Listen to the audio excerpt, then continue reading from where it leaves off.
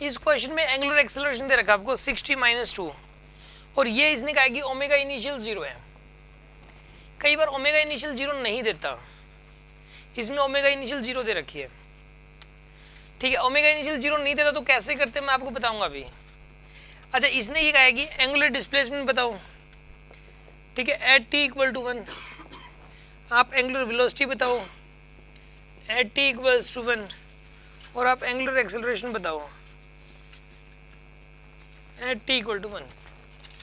इन तीनों की वैल्यूज बताइए आप कैसे सॉल्व करें इसको। ठीक है ना, how to solve this.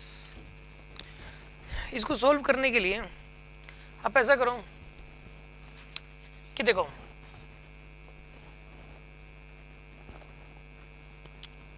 Omega निकालना, ओमेगा पहले ओमेगा निकलेगा अल्फा डी टी इंटीग्रल से, अल्फा डी टी इंटीग्रल इसे निकलेगा। अल्फा की वैल्यू कितनी हो जाएगी यहाँ पे 60-2 डी टी। अल्फा की वैल्यू हो जाएगी 60-2 डी टी। सोल्व कर लो इसको, कितना आएगा ये 60² माइनस में 2t। 60 का कितना आएगा यहाँ पे 60² माइनस में 2t, ये आ जाएगा आपके पास। यानी कितना आएगा यहाँ पर ये 3t² माइनस में, ये आपके पास ओमेगा और टाइम में रिलेशन आ गया, ओमेगा और टी में रिलेशन आ गया आपके पास ये। अब इसने कहा कि ओमेगा इनिशियल 0 है तो इसमें साथ में 0 ऐड कर दोगे बस, जो कि चाहिए इतना ऐड करो। अगर ओमेगा इनिशियल 6 दे रखा तो साथ में 6 ऐड करते आप।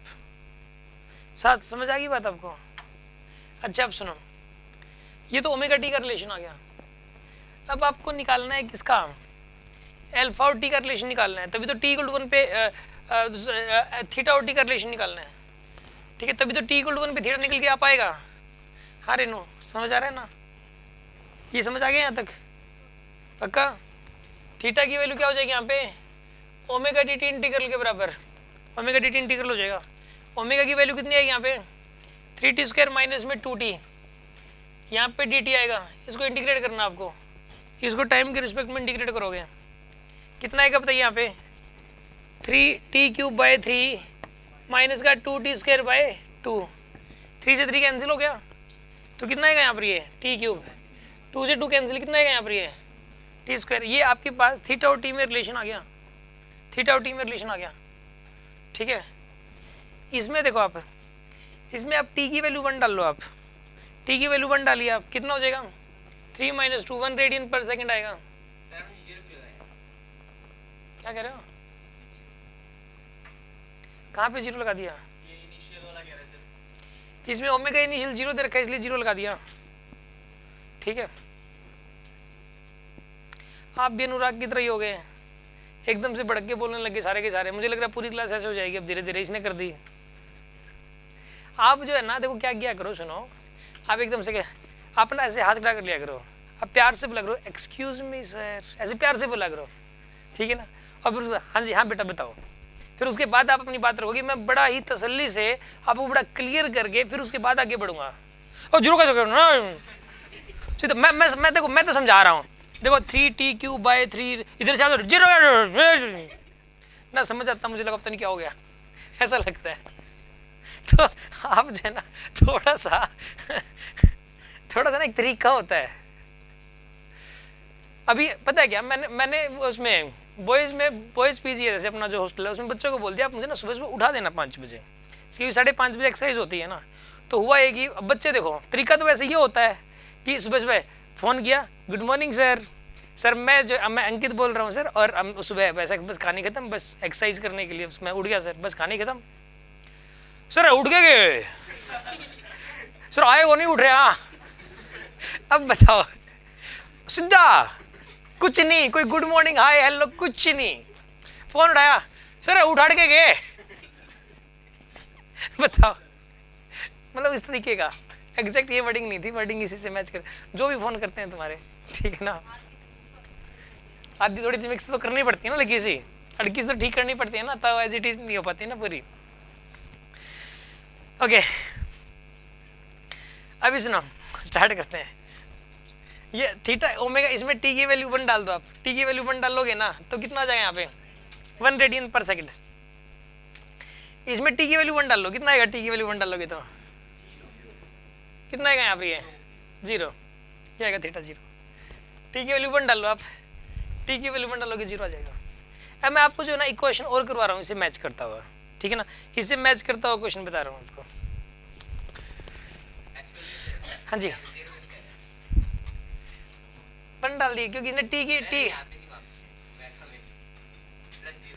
ये 0 कैसे आया, इसने ओमेगा इनिशियल 0 लिख रखा है ना।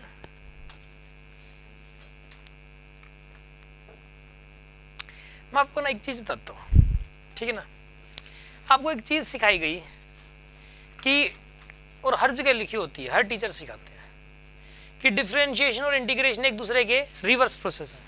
किसी चीज को आप डिफरेंशिएट कर दो तो आंसर आएगा, उस आंसर को इंटीग्रेट कर दो वहीं पहुंच जाओगे, हर कोई बताता है। मैं कहता हूं ये बात गलत है, ये बात आपको गलत सिखाई जाती है, हमने भी गलत पढ़ाई, तो फिर सही क्या है सर।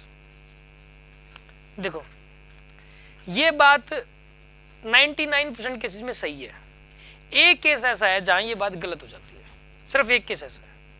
वो केस क्या है ये समझने की जरूरत है। देखो वो केस है क्या, बताता हूं मैं आपको। एक बात बताओ,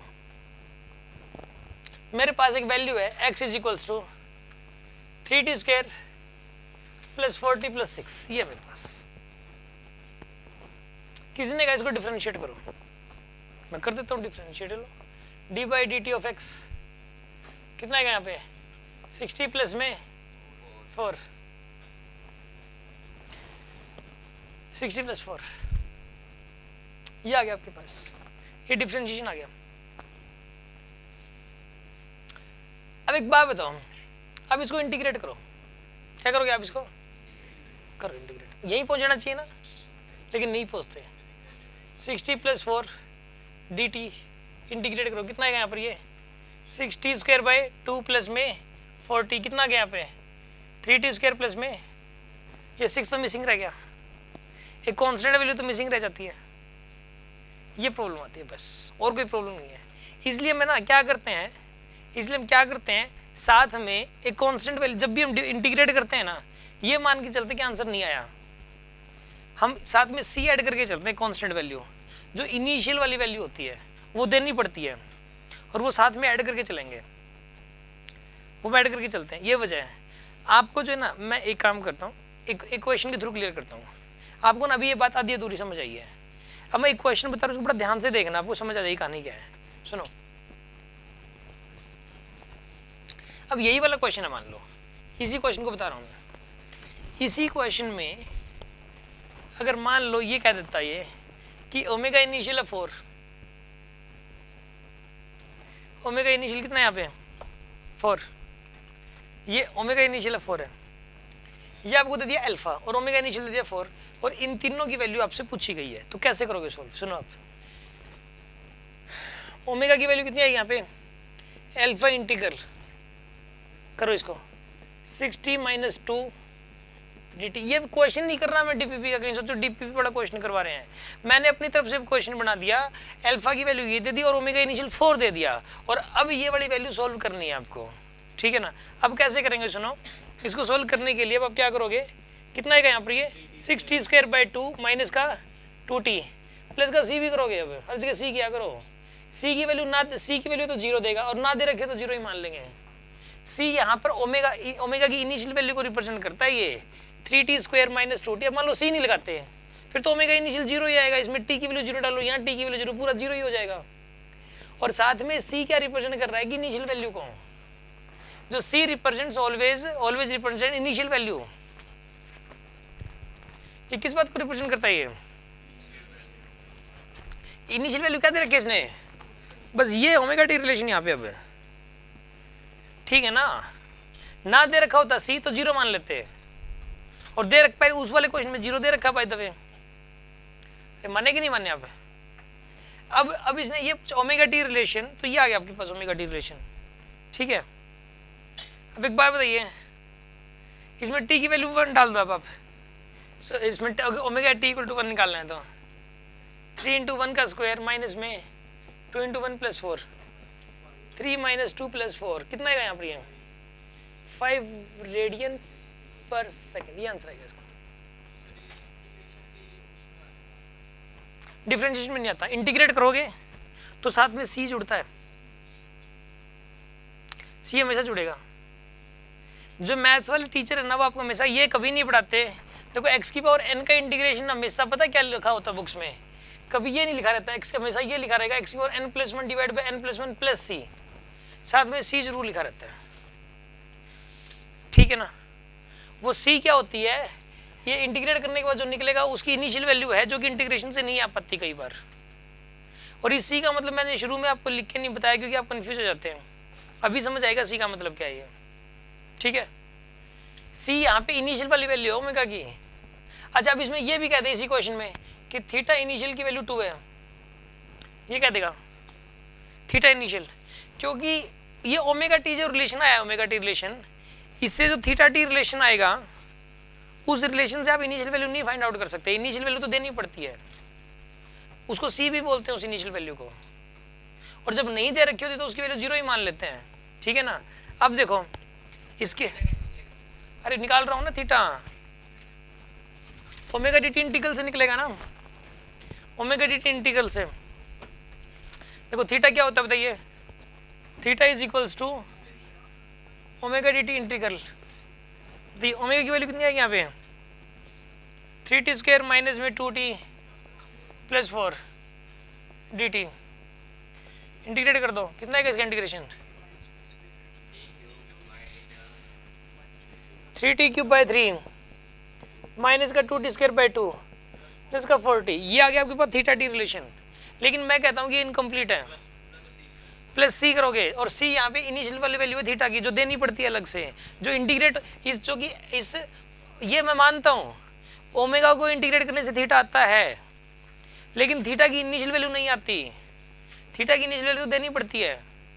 तो थीटा की इनिशियल वैल्यू कितनी दे दी इसने 2, ये थीटा टी रिलेशन कंप्लीट वाला, this is a complete theta T relation. अब समझ आया कि नहीं आया आपको?